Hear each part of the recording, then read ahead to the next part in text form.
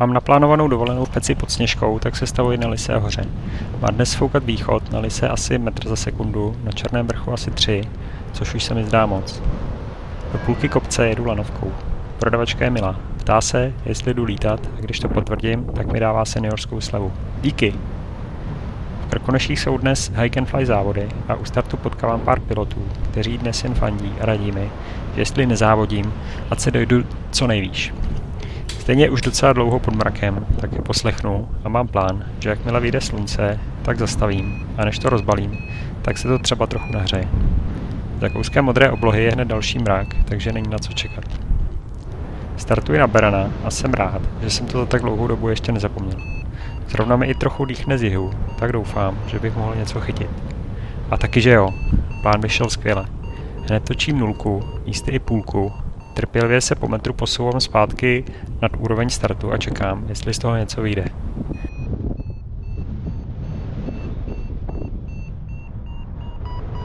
Kousek dál se mi podaří najít krásný dvojkový stoupák, který mě nese až do 2500 metrů nad mořem. Můj rekord. Základny dnes měly být vysoko, ale popravdě řečeno jsem si moc velké naděje nedělal. V poslední době se mi moc nedaří, je 4. den po frontě, vítr fouká bokem na start, cestou nahoru jsem viděl několik pouhých sletů a startuji celkem pozdě. To je ale možná spíš výhoda. Obvykle startuji kolem 1, hodinu se mi v tom daří držet, ale pak vyhniju a než se dostanu zpátky na start, jsou nejméně 4, kdy teprve začíná ten povedenější let. Polední termika je moc ostrá a nedokážu ji tak využít. Nevzal jsem si dnes ani bundu, ale s mikinou a rukavicemi se dá přežít. Maxima jsou dnes kolem 30 stupňů, takže nahoře může být něco pod 10. Ve 2300 metrech potkávám motýla, který se mě ptá: tak co, taky se z toho nemůžeš dostat? Takhle vysoko bych ho fakt nečekal. Když začne olizovat mrak, tak z něj v pohodě vyletím, držím se na kraji a pokračuji bez jasného plánu proti větru.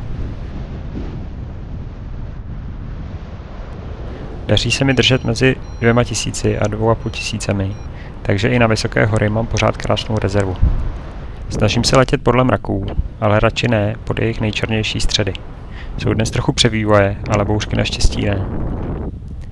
V dálce vidím Sněžku a pohrávám si s myšlenkou, jestli to do té pece nevezmu vzduchem. Když by to bylo po větru, tak jdu do toho a pro auto bych se stavil zítra. Ale proti větru to nechci riskovat.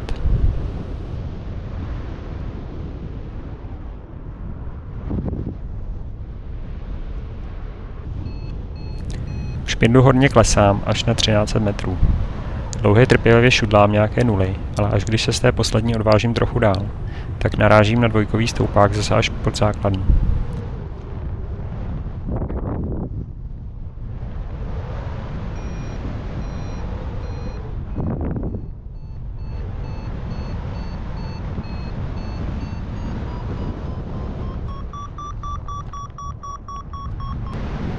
Tedy tentokrát dokonce až nad ní. První mrak byl 2500, tak mě u tohohle překvapí, že začíná už kolem 2450. Snaha letět rovně nejkratší cestou z mraku selhává.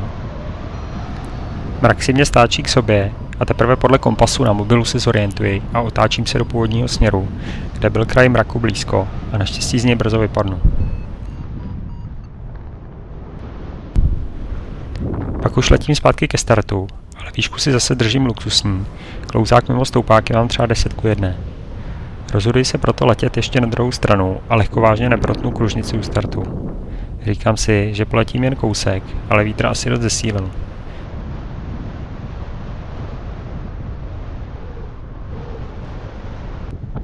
Když se rozhoduju vrátit, tak je klouzák najednou jen 3:1 a musím volit stopu, abych vůbec přeletěl hřeben. Pak se mi ale podaří vletět do vzduchu, který se nevyplatí točit, akorát by mě to sneslo zpátky, ale ani v něm prakticky neklesám. Díky tomu trať s rezervou uzavřu.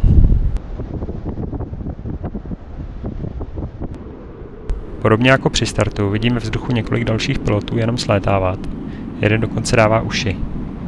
Nejspíš to byl závodník, který se nepotřeboval rychle dostat dolů. Později se dozvídám, že Lysá byl poslední otočňák a cíl byl v Rokytnici.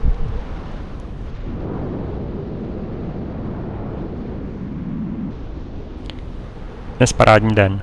Nikam jsem se nehonil, Ráno jsem pomohl ženě na chatě, cestou jsem se stavil na oběd, vyšlápl jsem si to na obvyklou startovačku a hezky všechno vyšlo. Taky bych to označil za své první létání v horách. Krušné jsou proti Krkonoším jen takový zvedlý hřbet. Tady jsem si musel dávat pozor, abych neskončil v nějakém údolí mezi hřebeny. Naštěstí moc nefoukalo, takže rotory tolik nehrozily. Letos sice nebyl nějak rekordní, ale přesně v souladu s mými ambicemi a schopnostmi. Ve slabém větru chci lítat zhruba 30kové trojúhelníčky. Dnes to sice nebyl ani 30kový, ani trojúhelníček, spíš taková šiška, ale bylo to tak akorát. Když bych startoval dřív, tak bych třeba uletěl víc, ale třeba bych taky skončil po hodině na zemi.